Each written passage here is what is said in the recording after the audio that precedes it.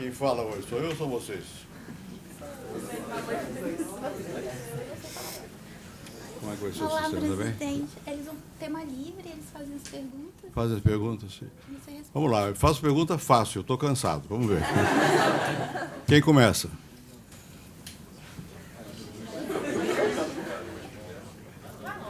Então começa. Para o senhor, o que o senhor aponta como um dos principais pontos para que... O que o senhor considera como um dos principais pontos para que o Brasil desponte a crescer novamente? O que é crescimento? Crescimento é o resultado de investimento, não é isso? Não há crescimento sem investimento. Por que há investimento? Quando é que há investimento? Quando você tem muita acumulação. Tem gente que ganhou dinheiro e quer fazer alguma coisa com o dinheiro. Bom, mas não basta. É preciso que tenha o que fazer, algum projeto, vários projetos para investir. Segundo, precisa ter uma certa confiança de que as coisas vão permanecer do jeito do ponto de partida, que não vão mudar as regras toda hora. Então, o que falta no Brasil? Primeiro, que falta projetos que sejam apetitosos. Tem muito dinheiro no mundo, sobrando. Muito. Não está na minha mão, não é de vocês, mas tem dinheiro por aí. Bom, não há ainda muita confiança, não está com clareza o que o governo vai fazer, não vai mudar a regra, não vai avançar, não vai, qual é o projeto? Bom, falta isso. O Brasil não parou de crescer por causa de muita desordem financeira. O que quer dizer isso? O governo ficou devendo muito. A arrecadação do governo, cada mês, é menor do que o gasto do governo. Os que aplicam dinheiro, os que têm dinheiro para aplicar, olham os dados e dizem, olha, se eu emprestar mais dinheiro ainda, vai ser pior, porque não vão me pagar. Então, não querem mais juros, ou não emprestam. Segundo, será que o governo vai realmente fazer com que a lei prevaleça? Por quanto tempo? São as dúvidas que param sobre o Brasil, né?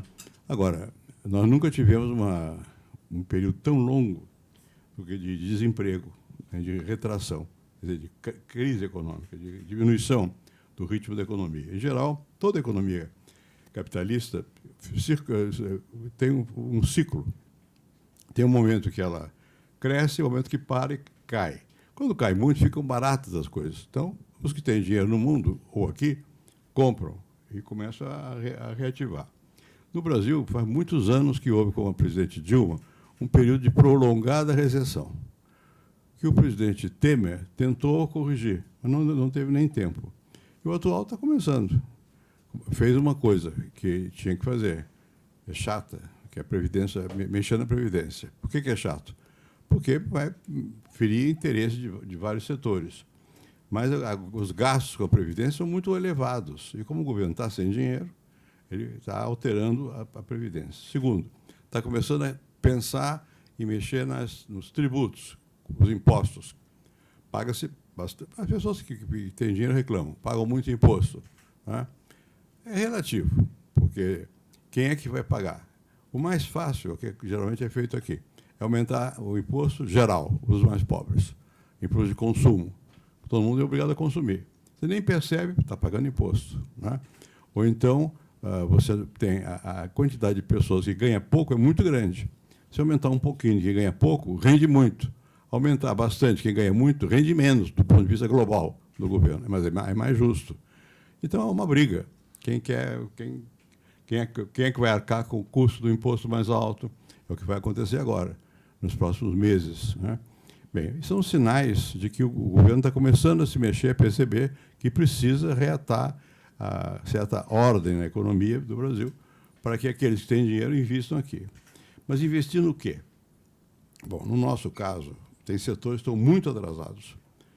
Quais são? Basicamente, a chamada infraestrutura. Faltam estradas. Energia, nem tanto. Mesmo assim, a energia precisa estar investindo sempre, né? E faltam boas estradas, faltam estradas de trem, não se usa quase, né? Então, tem uma área enorme de investimento em infraestrutura, portos, aeroportos. Então, o governo tem que apresentar bons projetos ou então fazer concessão, quer dizer, deixar com que algum setor particular faça o investimento e que ele tenha o lucro obtido por esse investimento vai valer por 20, 30 anos, ele vai se ressarcir e vai certamente ganhar algum, né? Mas, basicamente, precisa de infraestrutura. Na verdade, a indústria brasileira, que tinha crescido razoavelmente, também parou de crescer. Por quê? Porque você, para crescer, precisa ter inovação, novas tecnologias. Todo mundo tem no bolso, eu não tenho, tá, não deixei lá dentro, mas tem um telefoninho, né, que é um celular, na verdade, que é um mini computador. Isso revolucionou tudo. Então, você tem provavelmente o investimento em, que ele chama IQ, inteligência artificial, né, vai ser uma coisa grande. Robô vai ser uma coisa grande também. Sistema de comunicação vai ser uma coisa grande.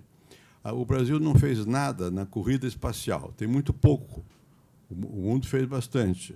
Nós ficamos um pouco para trás nessas áreas. E, sobretudo, como eu disse aqui, para a indústria avançar, ela tem que ter criatividade, inovação. E a nossa indústria ficou, não todos, mas ficou, em grande parte, defasada. Quer dizer, o setor de criatividade está longe daqui. E não houve tanto investimento nessa área. Não em todas. Por exemplo, a Embraer é um caso de sucesso, que conseguiu fazer aviões, não sei o quê, que é uma coisa importante. A Petrobras conseguiu fazer perfuração em águas profundas, teve que criar geólogos, enfim.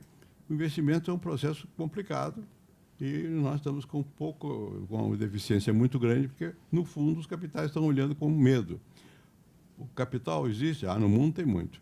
Eu não sei de memória, mas tem, digamos, uma quantidade 10 ou 20 vezes maior do que o produto do mundo. Está em dinheiro.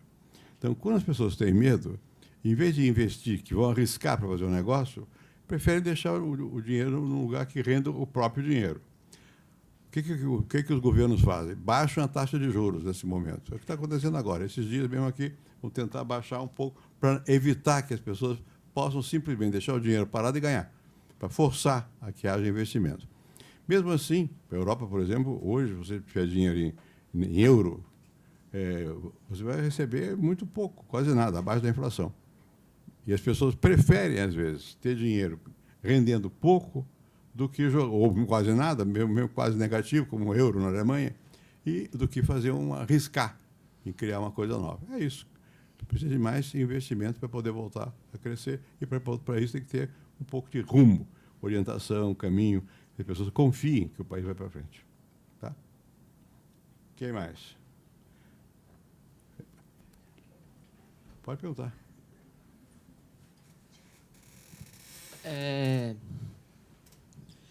Como que foi tomar as rédeas do país num período de tanta crise e tanta instabilidade política e econômica? Como se faz o quê? Como que foi, tomar as rédeas do país num período de tanta instabilidade, tanto política quanto econômica? Bom, precisa de liderança, né? Você não faz nada nessas áreas sem ter liderança, pessoas que assumam, expliquem ao país do que se trata, porque aperta o cinto, como é que faz isso, o que vai investir. Basicamente, precisa de um discurso que as pessoas confiem. A economia moderna depende muito do que chamam de expectativas. Qual é a esperança que eu tenho de que as coisas vão continuar a ser como elas são hoje? Né? Isso dá uma certa estabilidade. Isso só existe quando há liderança, na área econômica, e nas áreas de infraestrutura e na sociedade. Quer dizer, por que os empresários não investem? Eles investem, mas o mínimo, porque tem medo de perder dinheiro. Como o Brasil é um país grande, tem uma população, um consumo muito grande, são 200 e poucos milhões de pessoas, sempre tem quem invista alguma coisa. Então, nunca é raro você ter uma paralisação do crescimento. Nós tivemos quase paralisação. Quando se fala em paralisação, quer dizer o seguinte: a população cresce mais depressa que o investimento. Como a população, digamos, se ela crescer 0,5% ao ano, você tem que investir pelo menos 0,5% para ser igual. Se quiser ganhar mesmo, ter mais crescimento, tem que investir 2%, 3%. Na verdade, a taxa de investimento é muito maior do que isso, porque não é medido por per capita, é medido pela quantidade pelo capital existente ou pelo produto do país. Então é 15%, 20%. Houve épocas que o Brasil investia 25% de tudo que ele produzia. Quer dizer, ao invés de consumir, você investe, compra máquina, não sei o que lá. Isso é que faziam. Agora, esses últimos anos, quando chega a 2%, é um recorde, né? Ou seja, consome quase tudo, sobram 2%. Agora, nesse ano, se sobrar, vai sobrar 1%. 1 equivale à população, mais ou menos, um pouco mais, um pouco menos do que a população. Então, na verdade, não cresceu nada. Precisa de crescer pelo menos 2%, 3%, 4%. E o importante é que quem assume a liderança entenda que entender intelectualmente é fácil, agora, botar em prática que é difícil. que é melhor crescer 4% durante 10 anos, 15 anos, do que 7% no outro mês negativo, vai zigue-zague. Porque o zigue-zague assusta as pessoas. Quem tem dinheiro não investe. É isso. Tudo é fácil de explicar e difícil de fazer. Quem mais?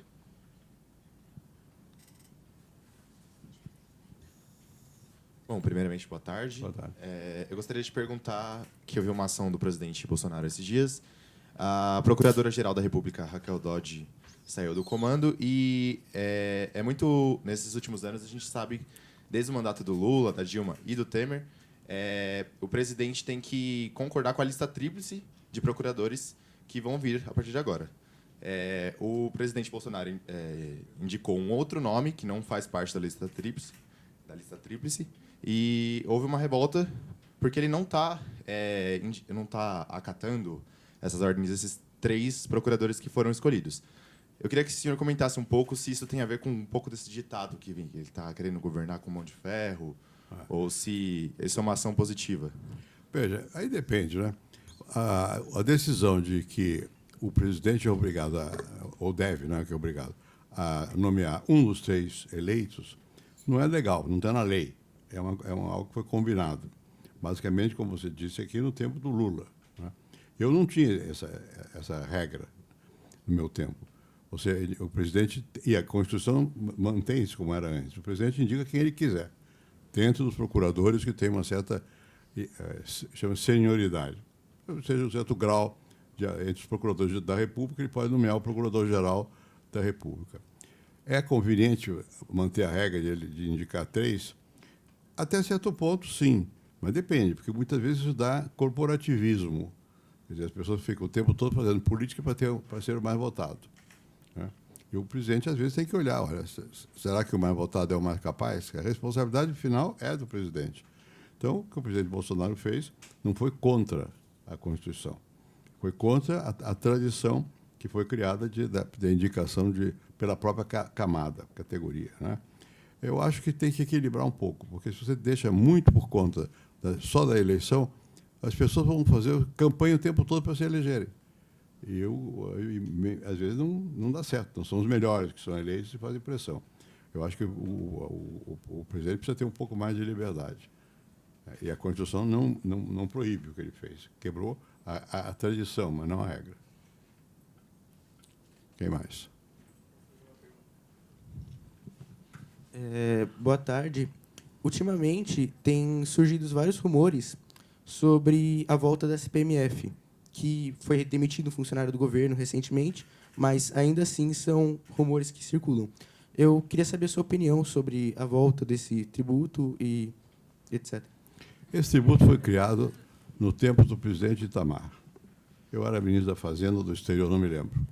Quem mais batalhou por isso foi o ministro da Saúde, que chamava-se Adib Jatene, e que era um homem que tinha muito conhecimento das questões de saúde e que, ademais, ele conhecia muito o orçamento.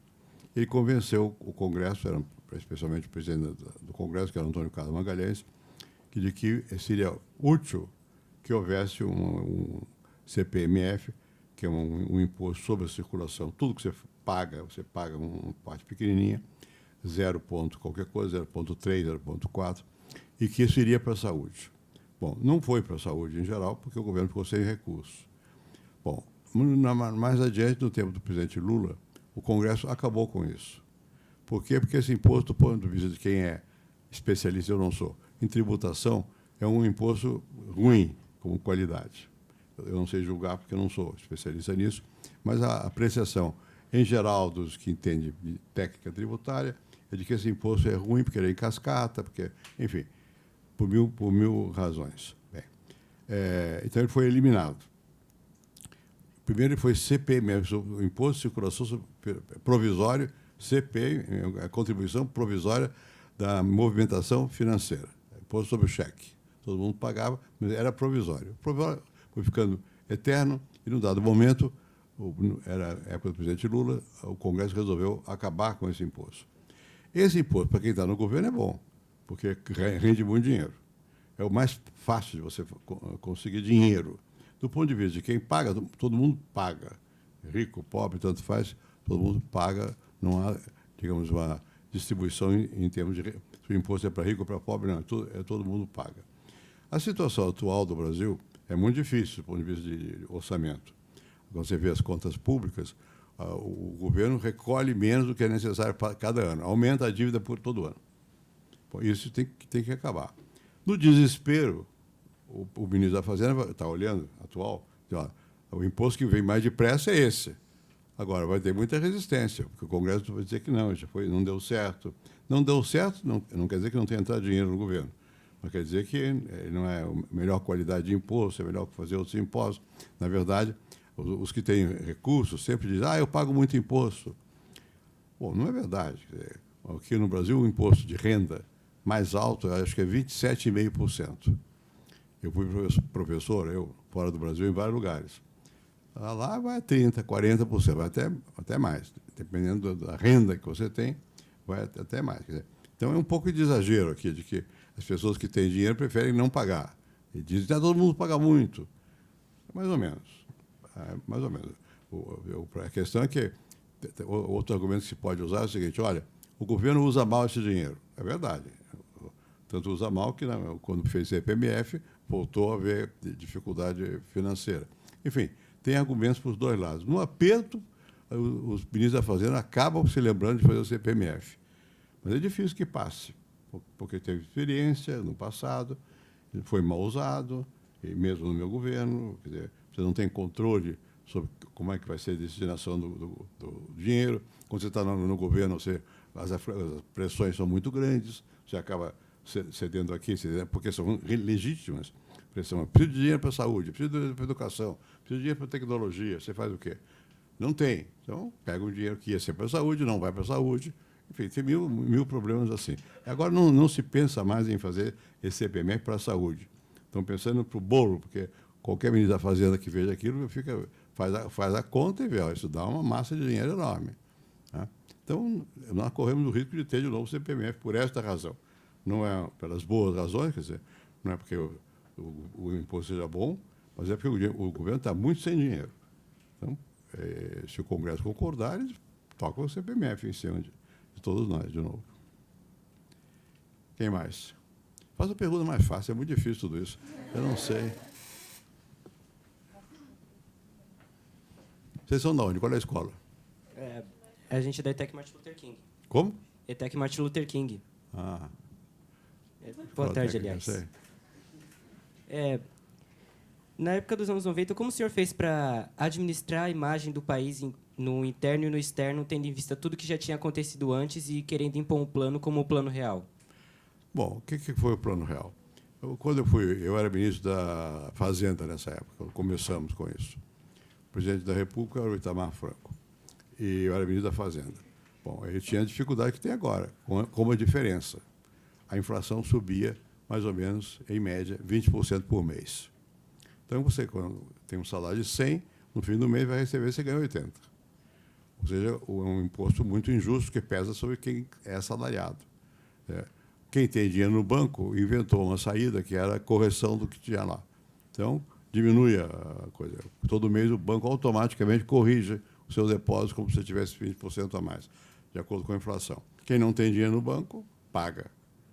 Recebe o salário e vai compra menos coisas. Era uma situação muito difícil, né? E vinha de muitos anos, foi se acumulando a inflação. Nós hoje não temos esse problema, porque a inflação hoje está, sei lá, 3%, 4% ao ano. Né? No meu tempo era 20% ao mês. Né? Então, realmente, a população ficava irritada. E mais ainda, quando é isso, quando tem uma hiperinflação, o que acontece? Os trabalhadores fazem greve, porque querem aumento de salário. Mas os patrões estão de acordo em dar o aumento, porque eles transferem para o preço. Né? Então, fica uma espiral de aumento sem parar. Né? Bom, então você tinha que acabar com esse negócio, você tinha que resolver uma questão muito espinhosa. Como talvez saibam, eu fui nomeado ministro da Fazenda quando eu era ministro do Exterior. Eu brincava que eu tinha o melhor emprego da República e ganhei o pior. Que é sair do conforto de ser ministro do Exterior para ser o abacaxi de ser ministro da Fazenda. Bom, eu estava fora do Brasil quando o presidente Itamar tomou essa decisão aqui no Brasil. Eu estava nos Estados Unidos, estava voltando do Japão e, bom, eu não cheguei nem propriamente a aceitar Mas ele achou que eu tinha aceito e me nomeou. Bom, então eu vim no avião pensando o que eu vou fazer, como é que eu resolvo essa questão. E havia vários estudos já feitos que mostravam que ou você resolvia a inflação ou não tinha saída. Então, quando cheguei aqui no Brasil, tomei posse no mesmo dia e fiz um discurso. Eu disse: olha, o Brasil tem 3 grandes problemas. O primeiro é a inflação, o segundo é a inflação e o terceiro é a inflação. E nós temos que acabar com a inflação. Vamos acabar com ela. Com que roupa? Não é? Bom, tecnicamente, como é que você acaba um processo inflacionário desse? Havia muitas tentativas anteriores. O presidente Collor, que foi o primeiro presidente eleito quando os militares foram embora, resolveu congelar os depósitos das pessoas no banco. Aí foi uma gritaria enorme, porque você tem lá uma conta no banco e não pode mexer. Gritaria enorme. Bom, não deu certo. Depois veio o presidente Sarney, que fez um plano chamado Cruzado, que quase deu certo. Um grupo de técnicos competentes e tal, mudaram a moeda e fizeram mudar a taxa de juros. Enfim, tem várias tecnicalidades que não é o caso de eu estar repetindo aqui. Mas, para o plano desse funcionar, você tem realmente que parar o gasto público, segurar o gasto público. E o presidente Sarney não teve condições, talvez nem compreendesse bem a questão, de segurar o gasto público. Quer dizer, continuava havendo a necessidade do governo tomar empréstimo ou emitir moeda. Emitir moeda é inflação. Né? Fazia as duas coisas. Tomava empréstimo e emitia para pagar. Para pagar as pessoas, para pagar os gastos do governo, etc, etc. Então, você manteve o desequilíbrio fiscal. Então, em pouco tempo, o plano cruzado não deu certo. Porque não foi. Bom, quando o Itamar me nomeou ministro, eu sabia dessas coisas. E eu comecei a juntar as pessoas que tinham trabalhado nos planos anteriores.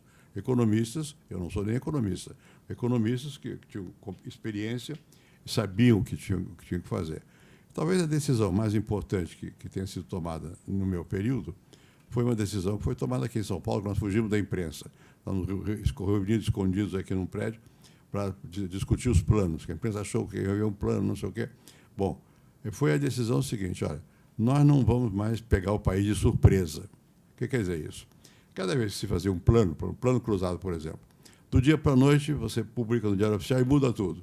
A taxa de juros, a remuneração da cadeira de poupança, o imposto, a taxa, tudo vai mudando. Eu digo: não, nós não vamos mais pegar a surpresa, vamos avisar ao país com antecipação o que nós vamos fazer. E sempre existe uma técnica, quando você resolve parar a inflação, que é: bom, a nova moeda que eu vou emitir vai ter um valor ligado ao dólar. Então, os argentinos fizeram isso, por exemplo. O austral, que era a moeda deles, ficou ligado ao dólar. Sei lá, 100 austrais vale $1, algo assim. Eu digo: bom, aqui nós vamos fazer uma outra coisa. Vamos criar uma coisa chamada Unidade Real de Valor, URV, para que a população entenda que o dólar é um modo de referência, tanto faz a URV como o dólar. Ou seja, a moeda vai valer R$1, um URV. Primeiro, leva a população muito tempo experimentando. E nos supermercados saiu o preço. Quanto custa uma garrafa d'água? Vale R$1. Quanto isso dá em URV? 0,80. Depois, no mês seguinte, passou a ser em real, 1,10, e o URV, 1,80. Depois, perguntamos: vocês querem receber o salário em real ou URV? Real ou Cruzeiro Novo, não me lembro como chamava na época. A população optou livremente que queria, e percebeu logo: é melhor receber em URV. E meses depois é que o URV virou o que é hoje, real.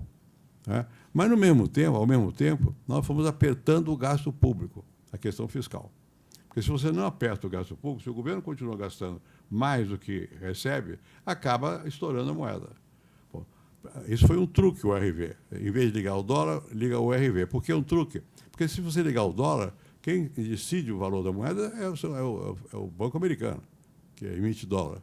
Não somos nós, a gente perde capacidade de controle. Então, vamos ligar ao URV. Mas a verdadeira questão que está por trás disso: o governo vai continuar gastando mais do que recebe ou vai diminuir o gasto em proporção com o que recebe? Então, nós fizemos várias operações que duraram muitos anos para botar mais ou menos em ordem.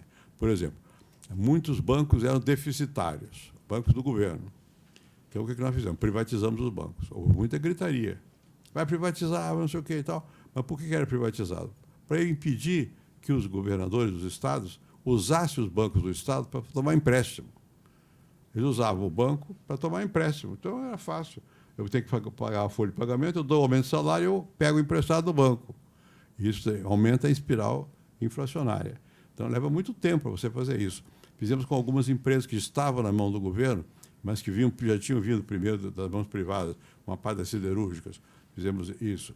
E fomos apertando o orçamento também, para que o orçamento não explodisse. Bom, deu certo, porque até hoje tem uma inflação pequena. Mas é isso, que basicamente a diferença entre o plano real e os outros planos foi que nós explicamos à população o que íamos fazer. Meu papel foi fundamentalmente de locutor de rádio, ou artista de televisão. Vai lá e explica.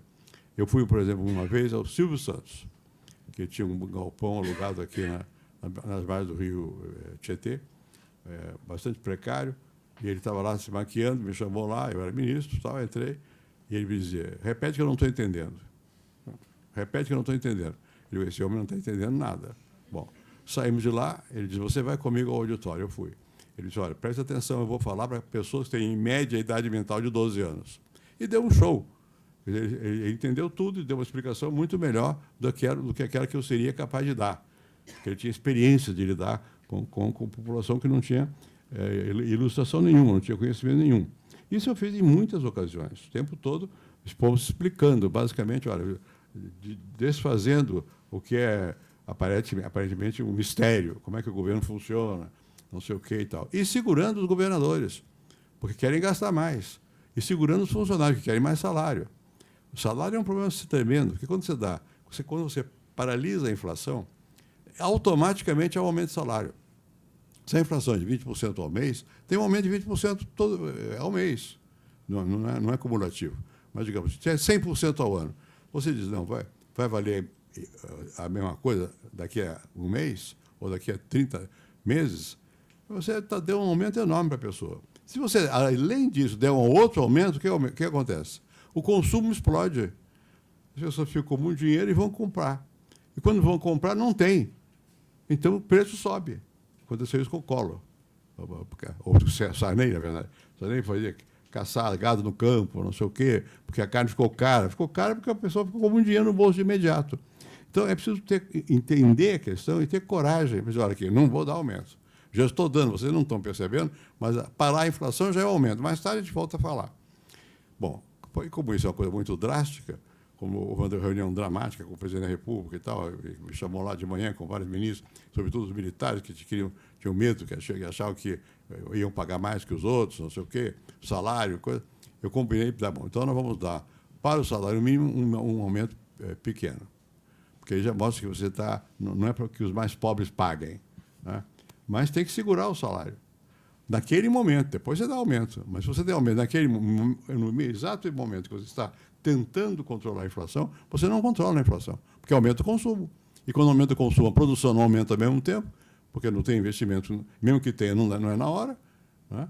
Então não tem como, então sobe o preço de novo.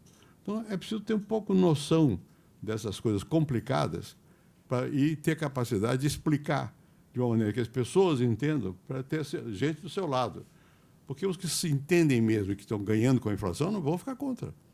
E vão dizer, vão falar em nome dos pobres e vão ganhar dinheiro. Então você tem que ter conhecimento e capacidade de explicar e coragem para enfrentar. E tem que ter um governo que te respalde, né? Nessas horas, o ministro da Fazenda e o Banco Central é o pessoal que tem força, né? Se você não der força para eles, eles caem, porque a pressão dos outros é muito grande. No governo, tem os ministros que são chamados gastadores. São os que fazem a obra. Eles querem dinheiro, para razão boa. Mas não pode, não tem. Então, você tem que dizer não para uma obra que é importante, né? Por outro lado, você tem que ter sensibilidade. Na educação não dá para dizer não, porque é fundamental. É um tipo de investimento. A saúde tem que dar. Agora, uma estrada não vai fazer. Agora, tem que esperar, tem que deixar o governo ter recursos para fazer isso. Essa operação que é sempre delicada, porque não é só técnica, é política. Você tem que convencer a população que você está trabalhando para o bem dela, quando está, né? E ter capacidade de chegar lá. É isso. Quem mais? A inflação já matamos. Vamos ver. Boa tarde. A pergunta que eu quero fazer para o senhor é um pouco pessoal.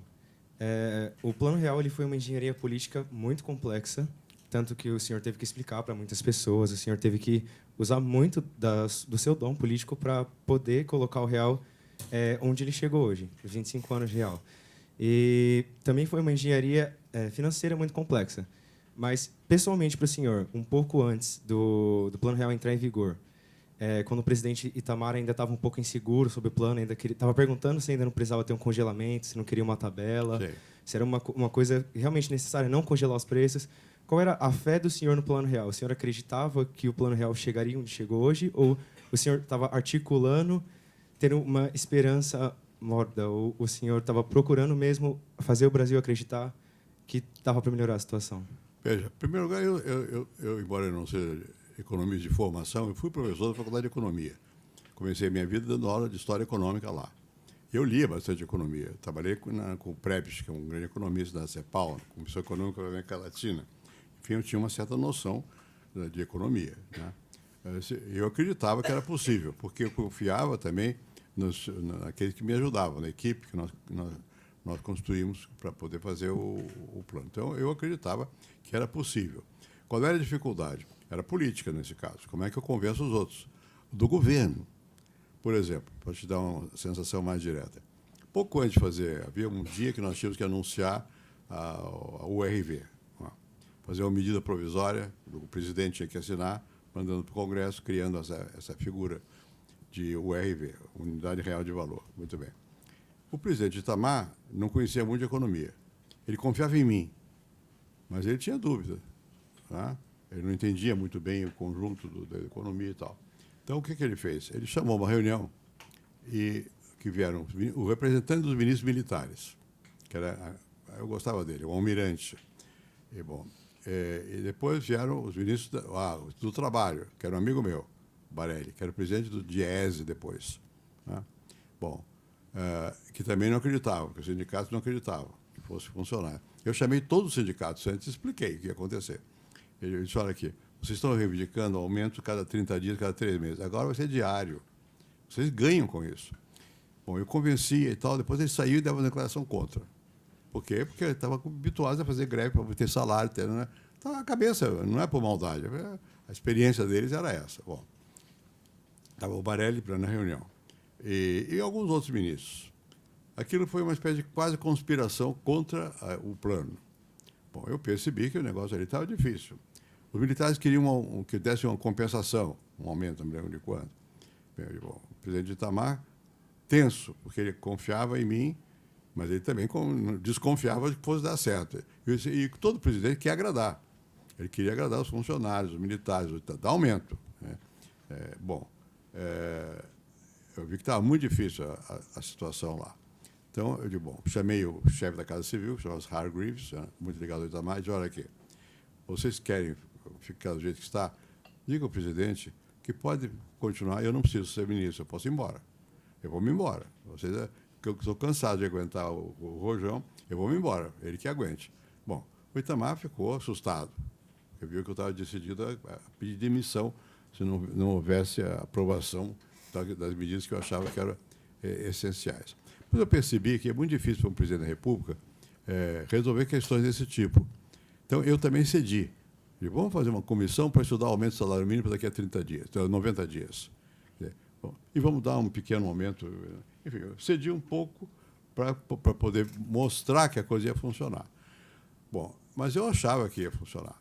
E eu me dediquei a fundo, ia ir para a televisão, ir para o rádio e tal, para explicar ao povo, à população, de que as coisas tinham saída, né, politicamente. E como eu era senador, isso me ajudava, porque eu ia para o Senado, ia para a Câmara, eu tinha sido líder de vários partidos, do MDB, PSDB, não sei o quê, no regime autoritário, fui contra o regime militar, tudo isso. Bom, então eu conhecia as pessoas. E eu tinha, digamos assim, autoridade. Eu chamava as bancadas e brigava com eles. Eu não tinha medo dos deputados. Deputado, quando chega, ele diz, vou fazer, vai devagar, não vai fazer nada, né? Ele tem que enfrentar, né, politicamente, né? E eu ia lá. Eu e o Edmar Baixa, que era um economista que ia muito ao Congresso, também ele tinha capacidade de explicar, para convencer as pessoas da possibilidade. Agora, tem os que têm interesse político. Por exemplo, eu chamei o Lula, no apartamento que eu morava, eu sempre morei, eu não mudei de casa, eu fiquei no ministro, num lugar horrível, que era um apartamento de trânsito dos embaixadores, que era quando fui ministro da fase do exterior, eu fui para lá, fiquei lá. Bom, chamei o Lula, que veio, me lembro com quem? O Vicentinho, não sei quem veio. O Vicentinho era um cara bom, ajudava, um líder sindical. Mas eu expliquei ao Lula tudo. Né? O Zé Dirceu, foi o Zé Dirceu. O Lula e o Zé Dirceu. Eu digo, olha aqui, é isso, vai acontecer isso, isso, isso.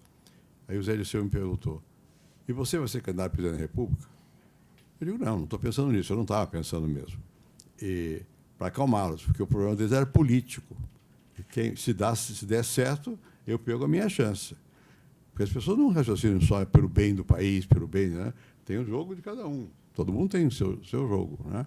Bom, no meu caso coincidia. Se desse certo, eu teria força política. Mas não era o meu objetivo. Eu não queria. Eu queria fazer a estabilidade da economia. Eu só fui candidato quando eu vi que os candidatos potenciais o presidente Itamar não gostava, não ia apoiar. Eu, perdido por perdido, se vai ganhar o Lula, ele vai acabar com o plano. Então é melhor eu tentar ganhar. E ganhei. Bom, mas foi isso. Então você tem, é político. A questão também tem uma parte que é política, convencer os interesses. E não é só dos políticos, os sindicatos não acreditavam. O Vicentinho entendeu, ele era presidente da não sei do que, CUT, alguma coisa assim, ele entendeu mais o jogo. Mas ele tinha as amarras políticas dele também. Né? Bom, e como é que você vai convencer os empresários, que também ganhavam na inflação? Né? Não consegue, nem todos. Então, é melhor não passar por essa experiência, deixa o real como está, sem inflação.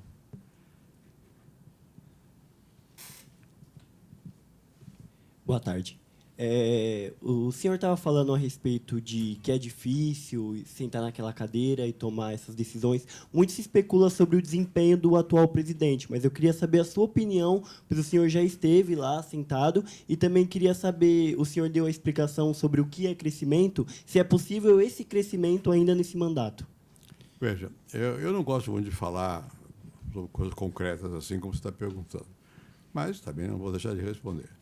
Veja, eu não sei, quando eu fiquei presidente, eu tinha muita noção das coisas, não só porque eu tinha sido líder, senador e tal, mas eu tinha sido professor, aqui, fora daqui, eu tinha um certo conhecimento do como funcionam as coisas do mundo, da economia e tal. Bom, então, eu acho que o presidente atual não tem tanto conhecimento. Né? Isso é grave? Depende, porque você pode ter, o presidente Itamar não tinha, e passou o poder para eu tomar decisões e as coisas funcionaram. Ele me apoiou, Itamar, o tempo todo. E, enfim, o ministro da Economia atual tem conhecimento. Né? Eu posso concordar ou não concordar, mas ele tem noção das coisas. Né? Aparentemente, o presidente Bolsonaro dá força a ele. De vez em quando faz uma intervenção, e aí complica. Né? Aí complica. Quando ele entra na jogada, ele complica. Né? Não sabe. Né? Bom, eu acho que, como eu fui presidente, eu sei que é difícil, eu não gosto de ficar jogando pedra sem parar e tal. Tem que dar um pouco de tempo para ver como é que a pessoa se desenvolve, como é que vai fazer. E tem que entender o que está acontecendo no mundo. Você tem que ter um pouco de sorte. Tem um grande cientista, um político, um filósofo, Maquiavel, que falava que você precisa de duas coisas, virtude e fortuna. Que quer dizer, você tem que ter sorte, fortuna e virtude, conhecimento, capacidade. Né? É preciso ter. O presidente atual, virtude não tem tanta. Precisa ver se ele vai ter fortuna. Né? Aí depende. O que é fortuna? Nós estamos metidos no mundo. Como é que o mundo vai? Ninguém sabe. Ontem puseram no fogo, como chama? Na refinaria lá no Irã, sei lá onde, imediatamente, na Arábia Saudita, imediatamente pegou. Isso dá uma confusão tremenda, porque o petróleo sobe. Né? Os bancos centrais do mundo todo estão com taxa de juros muito baixa. Quando está muito baixo, o que eles fazem para segurar, para aumentar o crescimento? É difícil, porque já não tem praticamente taxa de juros, a política monetária está muito limitada. Aqui você pode diminuir um pouquinho a taxa de juros para aumentar o investimento. Lá não tem muito como. A economia é cíclica.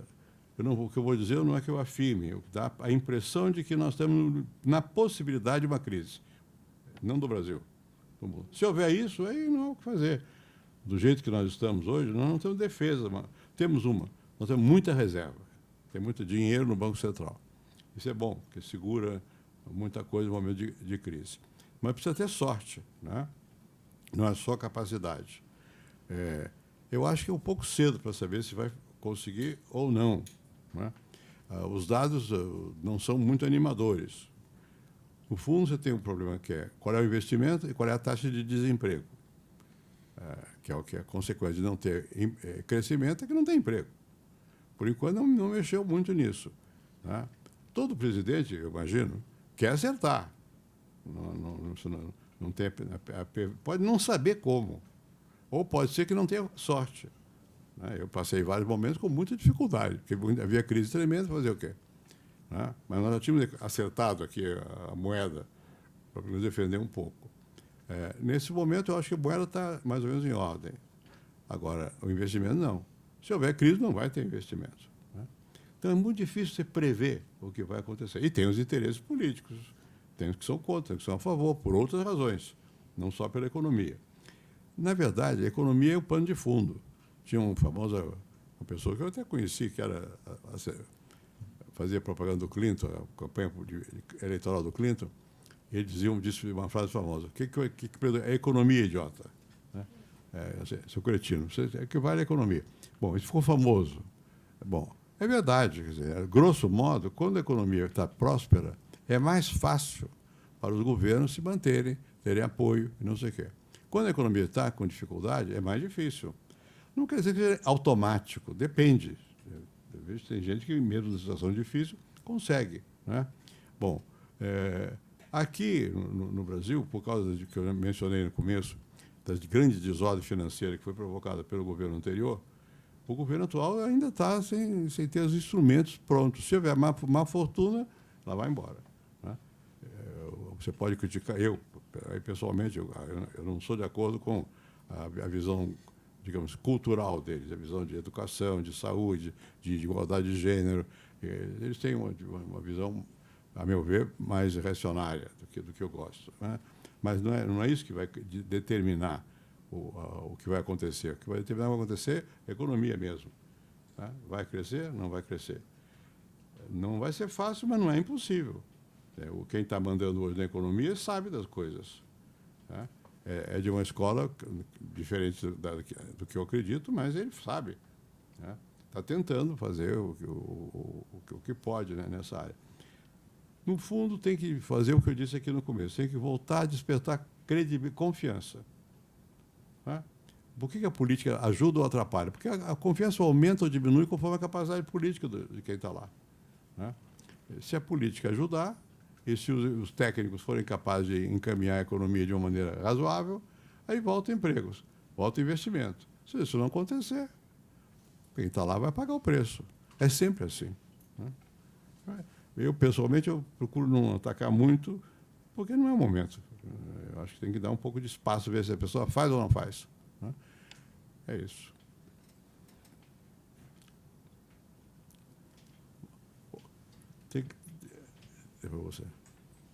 Depois passa aqui que tem que alternar com as mulheres. Não fala, mulher não é possível. Boa tarde. Você acha assim que na situação que o Brasil está atualmente, a reorganização de gastos públicos seria digamos assim, o começo para o Brasil ter novamente esse crescimento, ter novamente esse investimento? Eu acho que é a condição necessária. Talvez não seja suficiente. Quer dizer, mas é necessário. Quando você tem uma situação de desordem financeira, como é o nosso caso, desordem por quê? Porque todo mês o governo tem dívida, aumenta a dívida. Todo mês. Quando aumenta todo mês a dívida, ele vai tomar emprestado. Então, a taxa de juros fica pressionada para eu só te empresto se você pagar mais, não sei o quê. E chega um momento que não empresta, né? Então, é preciso resolver essa questão. Essa reforma que foi feita da Previdência vai nessa direção, porque o gasto com a aposentadoria no Brasil é muito elevado. Não é que é muito elevado. você arrecada menos do que você gasta. Esse é o ponto. Então, como é que faz? Agora, há muita desigualdade, né, nas aposentadorias. A aposentadoria do INSS é muito baixa. A de um funcionário público não é tão baixa, né? Então, é uma certa desigualdade. Também há desigualdade nos salários. O salário do setor privado é mais baixo que o salário do setor público. Não quer dizer que do setor público seja tão alto quanto as pessoas pensam, mas é mais alto que o setor privado. Então, você tem tensões aí o tempo todo para ver se você resolve essa questão, como é que você resolve. Num país como o Brasil, havendo democracia, você precisa ter um certo equilíbrio nas coisas. Quando você vai para o governo e o governo só pensa no mercado, a sensação das pessoas é: não está pensando em mim, eu não estou no mercado. Está pensando só naquele que está ganhando dinheiro ou perdendo no mercado. Quem governa não tem que pensar só no mercado. Se você fizer o equilíbrio das contas públicas, tendo como argumento que é bom para o mercado, você não vai ter apoio. Você tem que dizer: eu vou fazer o equilíbrio das contas públicas, é bom para o povo, para o país. Sem isso vai ter inflação, ou vai ter mais desigualdade, ou não sei o quê. É uma questão de política, você tem que buscar ter apoio. Eu não sei, no caso atual, como é que isso vai ser resolvido. Eu já disse aqui, eu tenho a sensação de que todo presidente ele quer agradar. Não é? Quando ele desagrada, não é porque ele queira não agradar, porque não consegue, ou por incompetência, ou porque ele teve má sorte, ou porque não tem gente capaz de levar para adiante. É muito difícil ter alguém que queira desagradar, porque tem eleição. Se você desagradar, você perde a eleição. Então, na democracia, em geral, agora, nem sempre consegue fazer isso. E esse conseguir depende da pessoa, do que ela diz e das condições objetivas. São favoráveis ou não? Aqui no Brasil não está muito claro, a meu ver, o que vai acontecer. Não está muito claro. Vai conseguir, não vai conseguir? A crise, que vai haver uma crise lá fora, vai nos afetar? E a crise não vem assim como... Quem que imaginava que o petróleo ia subir 18% num dia? Ninguém. De repente, vão jogar uma bomba e pega fogo, então sobe. E aí? Aí isso aumenta o preço de tudo. Como é que se segura a inflação? Se o petróleo sobe, se o gás de botijão sobe, e a população vai entender que está subindo o preço porque teve a bomba lá, ou vai achar que é o governo que é incompetente? Vai achar que é o governo que é incompetente, né? Mesmo que não tenha sido isso, né? Então, tem que ir com jeito, tem que somar essas duas coisas, sorte e competência. Por enquanto, não está claro se vai ter sorte, nem se tem competência, a meu ver, né? Quem mais? Você quer?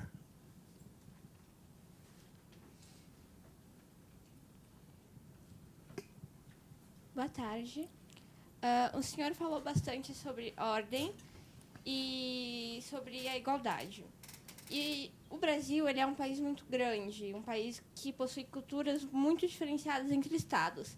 O senhor governa para todo o país, para toda a população. Como que você faz para manter um equilíbrio entre estados muito diferentes e pessoas muito diferentes? Não agradar a todos, porque isso é relativamente impossível, mas agradar a maioria, que é importante. Vamos lá. Se você observar o que acontece no mundo, é mais fácil que os países com menos população, aspas, deem certo. Você vai para Portugal, vai para o Chile, vai para o Uruguai, são países pequenos, população pequena, menor que a cidade de São Paulo.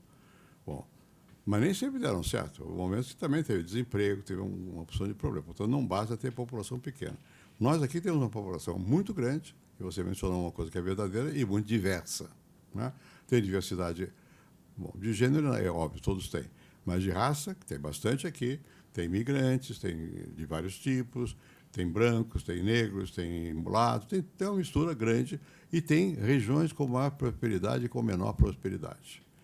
Bom, quem governa, eu acho, você disse, eu concordo, você tem que ter um sentido de procurar igualizar. Não consegue tudo, não consegue, porque os dados são difíceis de mexer, mas você tem que ter, pelo menos como objetivo, fazer políticas que deem sinais de que você está preocupado com aqueles que estão ficando para trás. Bom, isso vale para cor de pele, por raça, mas vale também para regiões, né? No Brasil, há várias regiões que acham que são prejudicadas. Bom, e eventualmente são mesmo, né? Não é que são prejudicados pelos atuais, historicamente foram constituídos de certa maneira que deu uma coisa complicada. Então, e outros que funcionaram. São Paulo funcionou relativamente. Tem muita pobreza aqui também. Mas, de qualquer maneira, tem muita riqueza aqui. Você vai para outras áreas, vai para o Nordeste especificamente, você tem mais pobreza do que riqueza. Né? Bom, então eles têm sempre uma reivindicação. Eu preciso que haja uma tendência a equalizar um pouco. O governo tem alguma responsabilidade por isso. Mas não pode fazer tudo de uma vez, nem fazer completamente igual, porque não são. Não tem a mesma produtividade, enfim, mesma condição de crescer. Mas você tem que saber que você tem que tomar algumas políticas que sejam favoráveis àqueles que mais precisam. Né? Por exemplo, eu nunca fui contrário à política de bolsa. Eu sou favorável. Eu fiz bolsa educação no meu tempo, que o Lula transformou em Bolsa Família. Por que foi feito bolsa? Porque se você não der algum apoio, não vai. O pessoal não tem como se integrar na sociedade. Por que eu fiz ligado à educação? Porque se não tiver educação, também não adianta. Você só der assistência, o dinheiro, não adianta. Né? No meu tempo, eu dava para a mulher, para a dona da casa. Por quê? Porque descobriu-se, e é fácil de ver isso, que a mulher tem mais sentido de equilíbrio com os filhos, com o gasto, do que o homem, em geral. Né? Vamos fazer agora o feminismo ao contrário. Do que o homem em geral, que bebe mais, do que, em geral, do que a mulher, gasta mais, enfim, é mais seguro, mas pode ser de qualquer jeito. Tem que dar, tem que fazer algum sistema. Eu acho que você, se der só a bolsa, você vicia a pessoa. Quer dizer, bom, eu ganho sem trabalhar. Não pode. Tem que ter alguns requisitos. Por que você recebe a bolsa? Porque o filho está na escola e tem bom resultado. Pelo menos isso. Né? Bom, mas tem que fazer. Você não pode deixar de tomar em consideração. Tem uma coisa que é muito difícil. Quando é que você fixa o salário mínimo? No meu tempo e no tempo do Lula, o salário mínimo aumentou sempre, em termos reais. Quer dizer, não em termos nominais, em termos reais, tem que ter aumento. Se você aumentar demais, é um problema, porque diminui a capacidade de competição dos produtos, que sai mais caro, que é produzido aqui. Então, não tem como competir com os de fora. Então, você tem que também ter certo critério nessa questão do salário. Mas, óbvio, que o salário mínimo é muito importante, porque ele é um referente de salário. Se você não tiver uma condição de corrigir o salário mínimo, os outros salários também vão, só dos muito ricos aqui não, mas o resto vai sofrer. Então, eu acho que tem que olhar para a questão do salário mínimo, tem que ter juízo, ou seja, não pode aumentar demais pela razão que eu disse, porque aí você afeta a capacidade do Brasil como um todo de competir com os outros, portanto, de produzir, né, no limite. Tem que ter bolsa e tem que ter política de transferência regional. Já existe isso no Brasil. Como é que acontece com os impostos? Você paga o imposto e você tem um fundo de participação dos estados e municípios. Então, os estados e municípios recebem uma parcela desse imposto, mesmo quando é cobrado pelo governo federal. Não fica tudo na mão do governo federal. Embora o governo seja federal e, portanto, ele tem a obrigação de olhar para o conjunto, uma parte do dinheiro já vai para os estados e municípios. Né? Bom, e há alguns municípios no Brasil que vivem desse imposto, porque houve uma enorme proliferação de municípios no Brasil sem ter razão para ter, ou seja, sem ter economia que o sustente. O que você vai fazer? Vai matar o povo que está lá? Não pode, vai ter que já está feito, vai ter que atender. Então, eu acho que é preciso governar sempre olhando o conjunto. Né? E a tendência, na verdade, é outra. A tendência é que cada um luta para que você receba o quinhão maior. Prefeitos querem para eles, os governadores querem para eles, o federal quer para si, o quem tem salário quer salário mais alto, todo mundo quer puxar para lá. É natural que assim seja. Mas a função do governo, a meu ver, não é de acirrar as tensões, é de coesionar. Então, se você não busca equilibrar, você não tem uma nação. Você tem um grupo de pessoas brigando uns com os outros, porque quem é que vai ter quanto de quê? Então, você tem que tentar equilibrar aquilo ali. Você não faz isso sozinho. O presidente é um. São partidos, são a mídia, os grupos organizados. É uma coisa complicada. Você não consegue fazer, porque a sua vontade não é lei. Depende das negociações. Tem o Congresso, que tem peso crescente, né? E tem a necessidade do governo olhar o conjunto e, portanto, olhar o orçamento também. Isso não dá, não posso fazer. Segura, não sei o quê. Enfim, é melhor não ter experiência de governar. Não é fácil, não. Quem mais? Boa tarde. A gente sabe atualmente que uma das questões que mais mexem é o desemprego. E eu queria saber que medidas o senhor tomaria, já que são milhões e milhões de desempregados. Aqui perto mesmo a gente vê filas de pessoas procurando emprego. quais medidas o senhor tomaria para tentar diminuir esses números? Bom, eu acho que eu já respondi indiretamente isso aí. Como é que você diminui o desemprego? Aumentando o crescimento, não tem outro mecanismo. Tem duas medidas possíveis. Aumenta o crescimento, que é para poder aumentar a oferta de emprego, e, ao mesmo tempo, faz políticas de redistribuição de renda. Agora, ela tem limite, porque você, para distribuir renda, você tem que ter renda. E o que dá renda é o trabalho produtivo, é quando você tem que criar trabalho. Né? E esse é um problema complicado. Por quê? Porque você, quando olha para frente, vê o que vai estar acontecendo no mundo, você vê que hoje o crescimento da economia está sendo feito por meios que não usam tanta mão de obra. É mão de obra, inteligência transformada em instrumento. Tem robô, inteligência artificial, essas coisas todas que não são emprego diretamente. Né? Bom, então isso vai ser um problema no mundo. O mundo talvez não tenha pensado. Antes, ninguém cogitava isso, porque o crescimento implicava em aumento do emprego. Hoje, não necessariamente. E num país como o Brasil, se nós passar muito rapidamente, que nós vamos precisar passar para uma etapa de automatização, ao mesmo tempo nós temos que olhar, olha, o que nós vamos fazer com o povo? Como é que o povo vai sobreviver? Tem que olhar. Não é? Então, não estou dizendo que se faça isso no Brasil, porque nós vamos, pela razão que eu já disse, perder. Se nós fizermos na frente dos outros, nós vamos perder, porque os nossos produtos vão ficar mais caros. Mas na Europa, na Suíça, estão fazendo agora plebiscito para saber se fazem ou não renda universal. Nos Estados Unidos, na Califórnia, eu já vou explicar o que é isso. Na Califórnia, tem grupos que estão estudando como é que você vai taxar robô, taxar as máquinas de inteligência artificial, tirar imposto delas, porque não pode ser mais sobre mão de obra. A mão de obra não vai crescer. Bom, eu estou falando do futuro, e não estou falando para o Brasil. Nós temos ainda muito o que fazer com a mão de obra. Mas lá não. Quer dizer, então, na Suíça perdeu o plebiscito, mas vai ter que mexer de novo.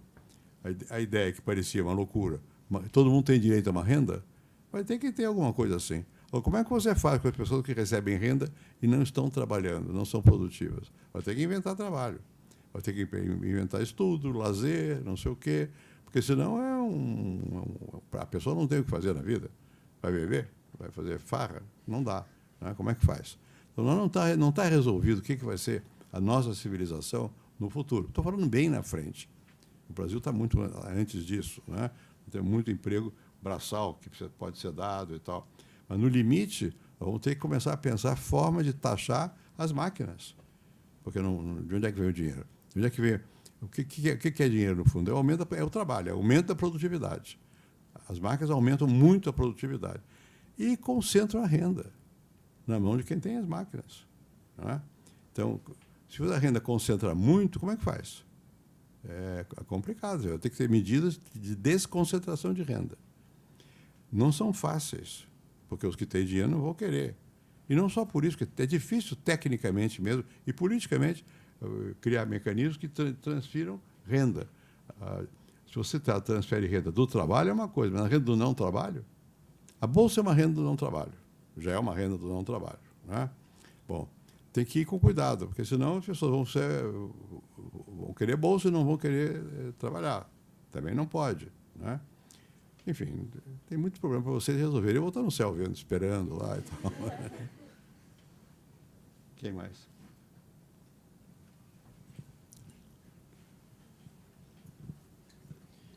Boa tarde. Aproveitando a sua formação como sociólogo e esse gancho de modernidade e inovação que foi puxado agora, eu gostaria de perguntar para o senhor como o senhor vê a modernidade líquida, né, do sociólogo polonês Zygmunt Bauman, e como que o governo pode criar mecanismos e ferramentas para um bem-estar social sem essa modernidade líquida. Você se referiu ao Bauman, é isso? Isso. Polonês, Bom, aí é o seguinte, ele usa esse conceito que é interessante, que a sociedade nossa é líquida, né? Bom, e, na verdade, o que ele quer dizer com isso é o seguinte, você tem hoje, pelos meios de comunicação e coisas desse tipo, você tem a sociedade se conecta e desconecta toda hora. É verdade. Né? Bom, quem está no governo precisa de alguma estabilidade. Os partidos supõem estabilidade. A sociedade não tem isso, não precisa mais disso. Ela vai direto, ela se conecta e desconecta. E ela forma os outros grupos à vontade dela. Você pode criar uma tribo qualquer, e se conecta e não sei o quê. Como é que você vai resolver essa questão? Está posta, mas não está decidida. O que vai ser o futuro? O que vai ser o futuro dos partidos propriamente ditos? Não está claro o que vai ser, né? Quando o país não tem liberdade, aí é mais fácil prever o que vai acontecer, porque aí você vai criar uma tecnocracia, se ela for bem orientada, ela faz como na China, ela dá um certo bem-estar, mas não dá liberdade. Mas nós temos liberdade, nós gostamos da liberdade. Como é que vamos conciliar a liberdade, esses modos de viver modernos, a produção moderna, que é tecnológica, né? E o fato de que a sociedade hoje se reconecta e reconecta à vontade. Você está vendo pelas redes sociais. Você lê a rede enfim, tem tudo lá, né? E também tem fake news, minha notícia é falsa. Se for ler, sabe, a meu respeito, eu tenho um apartamento em Paris, eu tenho outro em Londres, tenho em Nova York, tenho fazendas, tenho tudo. É mentira. Bom, mas o pessoal inventa e põe lá, e você vai fazer o quê, né? Bom, então é uma sociedade difícil, porque ela é muito móvel, a mobilidade é muito grande. No passado, era mais estável. Você tinha dois tipos básicos de estabilidade. Como sociólogo, eu aprendi bastante. Você tem a comunidade e a sociedade. Isso vem de um alemão chamado Tönnies. Bom, então, a comunidade é quando você tem relação face a face, não sei o quê, mas tem regra. Os mais velhos mandam, tem o respeito, não sei o quê. A sociedade é quando você tem uma Constituição, um papel que regulamenta, mas tem regra também. Na sociedade atual, a regra se faz e refaz a todo instante. Então, como é que você vai compatibilizar isso com a necessidade de uma certa perdurabilidade das instituições e, portanto, do governo, né? Não está claro o que vai acontecer. O que está acontecendo é que, a toda hora, essa capacidade líquida da sociedade de se mover, ela põe em xeque as decisões tomadas, né? Toda hora, né? E você não tem muito o que fazer. Pega a greve dos caminhoneiros, que nós fizemos aqui há uns 2 anos. Bom, eu fui, por uma razão qualquer, eu fui a Brasília, e estava no mesmo hotel que eu, o chefe da Casa Civil do então presidente, que era o Temer. E ele estava atônito, porque não tinha com quem conversar. Porque a greve dos caminhoneiros não obedeceu um sindicato. Não foi uma organização, foi uma coisa que foi internet, movimento, né? Você não tem diálogo, não sabe como se relacionar, mas não sabe. Nós não sabemos. A França, por exemplo, você tem lá o que eles chamam, como é que chama isso? Jalecos amarelos, né? Coletes amarelos. Bom, que se organizam, toda semana vão lá e se juntam e fazem uma opção de confusões na França, né? E o governo fica meio inerte diante disso, não sabe como reagir a isso. Então, nós estamos vivendo um momento da sociedade, não sei se é sempre assim, mas um momento da sociedade em que tudo parece que é líquido, tudo é lábil, se movimenta, move. E é difícil pensar a continuidade da sociedade como tal por longo tempo assim, a não ser tirando a liberdade. E é a tentativa permanente dos governos de tirar a liberdade, mas as pessoas não querem. Uma vez que prova o gostinho da liberdade, querem ficar com a liberdade. Como é que você vai compatibilizar, portanto, porque é necessário, a democracia, a liberdade, com esse estilo de sociedade? Não está resolvido isso, né? Tem crise, toda hora tem crise. Veja a Inglaterra agora, foi de outro tipo, mas tomaram uma decisão, o Brexit, sai da comunidade europeia. Agora estou assustado, como é que eu faço? Mas foi tomada a decisão, né? O povo se manifestou, e agora, né? É uma loucura, tá? Eles estão percebendo, mas como é que resolve isso, né? Num plano mais brando, você elege uma pessoa, de repente essa pessoa não dá certo, o que você faz? Agora inventaram recall, pode chamar de novo a opinião pública para ver se vai ou não vai, mas é difícil, né? Enfim, são tempos bicudos, difíceis para você manter a liberdade e a organização ao mesmo tempo, numa sociedade que pode se organizar por ela própria, né? E está se organizando por ela própria. Não adianta tapar o sol com a peneira. É assim, vai ser assim. Vamos ter que tatear, experiência, leva tempo para você aprender a viver numa sociedade que é diferente daquela que nós fomos formados, né? É completamente diferente, né? E não está claro.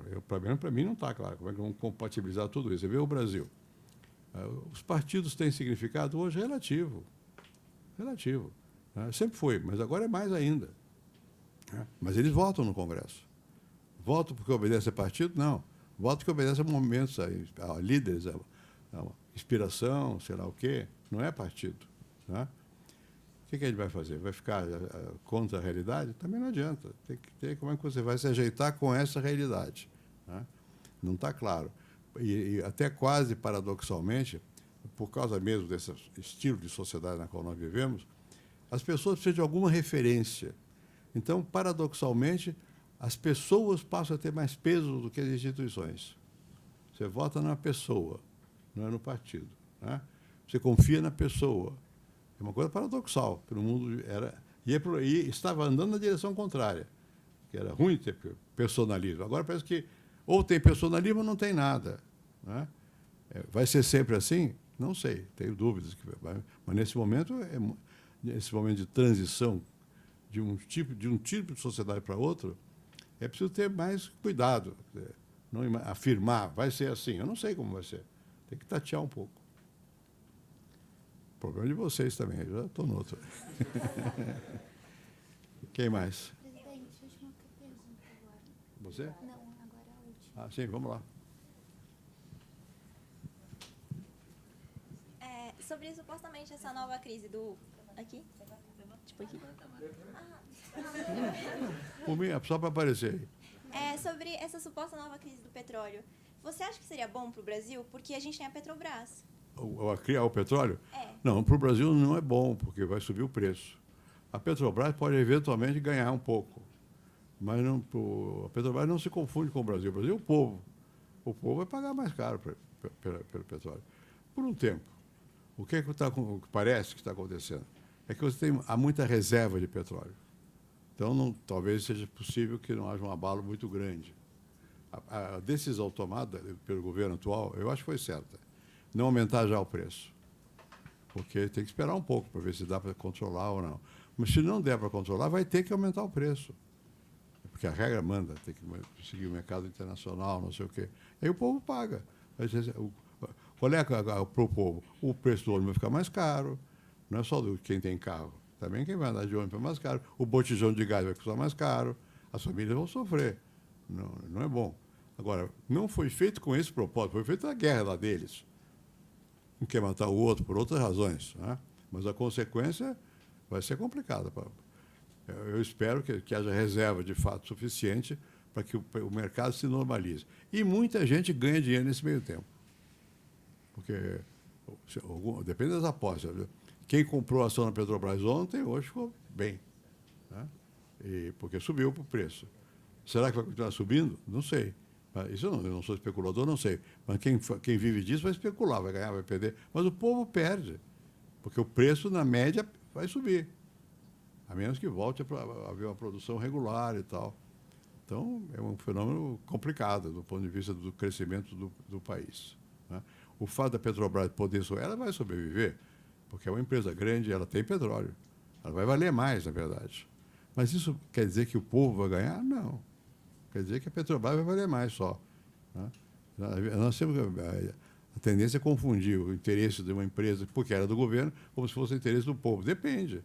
O interesse do povo é que a empresa, mesmo sendo do governo, produza barato e não produza caro. Né? O povo quer mais barato, não quer mais caro. Eu acho. Quem mais? Com licença, novamente. A minha pergunta é uma pergunta sobre as relações internacionais do Brasil com os demais países da Europa, dos outros continentes. Houve um tempo atrás a Operação Carne Fraca, que indicou que algumas carnes haviam uma discriminação com elas, e alguns países deixaram de comprar os nossos frangos. Por exemplo, a Arábia Saudita e alguns países da Europa, se eu não me engano. Eu gostaria de saber do senhor que impacto as relações de outros países podem ter na nossa economia e no nosso bem-estar. E já dando um gancho também sobre ações de agora que houve um corte de verbas das nossas faculdades públicas e dos nossos experimentos. Se eu não me engano, o maior experimento científico do Brasil foi cortado agora. E eu ouvi falar que no The New York Times estava tendo uma visão negativa sobre essas ações que estavam acontecendo aqui no Brasil. Eu queria saber do senhor como os outros países enxergam que o Brasil está atualmente e se isso pode fechar nossas relações com eles. Veja, hoje você tem as informações passam rápido, né? Todo mundo sabe rapidamente o que está acontecendo e nem sempre sabe com detalhe, né? E também os interesses existem. Vou dar um exemplo concreto. Está pegando fogo a Amazônia, muito bem, é um fato. Bom, agora, isso aparece muitas vezes como se fosse o fim da Amazônia, né? E quem tem interesse de outra natureza, comercial, e não fazer um acordo com o Brasil, por exemplo, a União Europeia, que tem que fazer um acordo comercial com o Brasil, usa isso como pretexto para não fazer. Quer dizer, existem as duas coisas ao mesmo tempo. Tanto eles tiram proveito, como é o caso, como existe o fato. O que nós podemos fazer? Com o fato, o proveito, não se pode mexer com ele, porque vão tentar tirar sempre nós também. Agora, o que acontece é que, no caso do Brasil, você viajar, eu viajo bastante. Você vai viajar, a imagem que está sendo formada é negativa sobre o Brasil. Por quê? Basicamente por causa do meio ambiente. Bom, porque hoje o meio ambiente passou a ser uma bandeira muito ampla. As pessoas acreditam que você tenha realmente e é verdade, eu acho, né? Um risco de você ter uma situação de perda de condições de vida efetivas. Então, o meio ambiente tem que ser tratado com seriedade. Às vezes, o nosso governo trata com descaso. Então, você juntando o descaso, a retórica de alguns setores do governo, com o fato que, de repente, tem uma queimada, mesmo que ele seja cíclico, porque né? Você junta os dois, dá uma coisa negativa para nós, né? Você tem queimada todo ano, né? Uma parte da queimada é natural. É natural quer dizer o seguinte: pega fogo por acidente ou por não sei o quê, mas pega fogo porque está seco. Quando está seco, pega fogo, né? E sempre foi assim, né? Mas tem gente que toca fogo porque vai usar madeira, né? Se você mistura os dois e diz, não, tudo é por acaso, não foi intencional, você está protegendo os bandidos que vão lá e queimam. Quando o governo não diz com clareza que, olha, faz mal para o meio ambiente pegar fogo, é melhor controlar. Segundo, tem gente que está pegando fogo porque é madeira, isso está errado. Quando o governo não diz isso, lá fora usam para dizer, está vendo? O Brasil não cumpre as regras necessárias para que nós tenhamos um acordo com eles. Então, prejudica ao Brasil, né?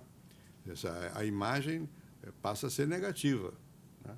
E, por queiramos ou não, a questão do meio ambiente passou a ser uma questão de todo mundo, da modernidade. Outra coisa é a soberania.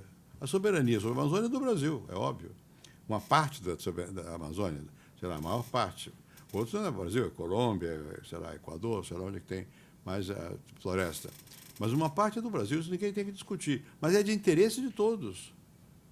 Ah, bom, mas a Europa queimou a floresta que tinha. É verdade, já foi. Era outra época, não se tinha consciência. Hoje você vai queimar só porque a Europa queimou? Não, tem que preservar, tem que tentar preservar. Preservar não quer dizer que é intocável. Quer dizer que você tem que ter tocado de uma maneira que seja passível de ser reproduzida a condição de vida na região, né? É claro que quando você viaja, passa por cima, você vê fogo. Não é fogo natural. Foi posto para poder vender madeira, né? Tem regras que dizem que você pode usar madeira, mas tem que ter de tantos e tantos anos, não sei o quê. Tem que preservar a natureza. Então, é isso.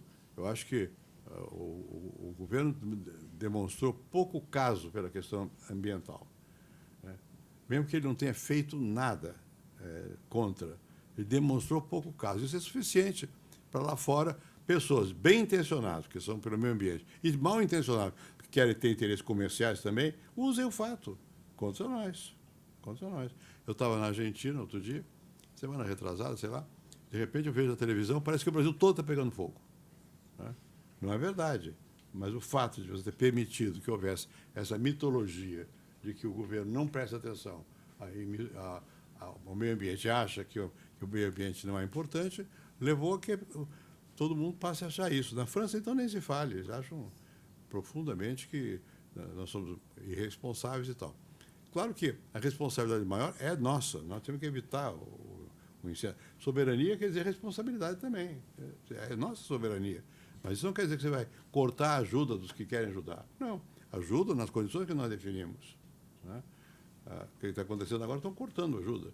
Vão ter que voltar atrás, tem que buscar algum tipo de ajuda. Essa questão de meio ambiente passou a ser muito importante. Eu me lembro que nos anos 70, vocês não eram nascidos, já se discutia essa questão. A primeira reunião em Estocolmo, não sei o quê, eu acompanhei bastante isso aí. Eu era de um grupo que inventou até o termo ecodesenvolvimento na Suécia, na verdade, uma universidade lá. Bom, então era coisa que eu tenho acompanhado com muito interesse de perto. Foi crescendo. E a juventude, especialmente, aceitou a ideia que tem que preservar o meio ambiente. A selva, é compreensível isso, para o europeu que veio para cá, a selva era inimiga, porque tem bicho, tem índio. Então, que pode ver, a casa do caipira, por fora, é um terreiro vazio, não deixa árvore, porque a árvore tem bicho, tem cobra, tem outros bichos mais perigosos. Então, criamos um clima anti-natureza no passado. Né? Mas hoje a gente sabe que tem que preservar, de alguma maneira, a natureza, tem que fazer. E se fez muito esforço nesse sentido. Se olhar o estado de São Paulo, tem bastante mato. Né? Eu não sei exatamente de cabeça quanto é, mas tem bastante. Houve uma consciência ecológica, digamos assim. Isso é incompatível com o crescimento? Não. Houve uma época chamada Clube de Roma, um grupo de pessoas que juntavam em Roma, juntaram lá em Roma, e que eram favoráveis ao crescimento zero. Olha, o Brasil não pode ter crescimento zero. Crescimento zero é manter a pobreza, aumentar a pobreza. Não pode. Tem que ter crescimento. Então, o problema é como é que você compatibiliza a necessidade do crescimento, a decisão soberana sobre a área que é nossa, com a preservação. Não é? É uma preservação que seja compatível com o crescimento. É racional. Tem que fazer isso. Quando o governo dá sinais contrários, lá fora aproveitam. Não, então não queremos negociar com vocês não servem. Né? Aí estão usando. Mas é preciso prestar atenção aos fatos. Os fatos são graves. Quem mais? Ainda tem... Acabou. Acabou? Presidente, encerramos. Não tem mais nenhuma pergunta?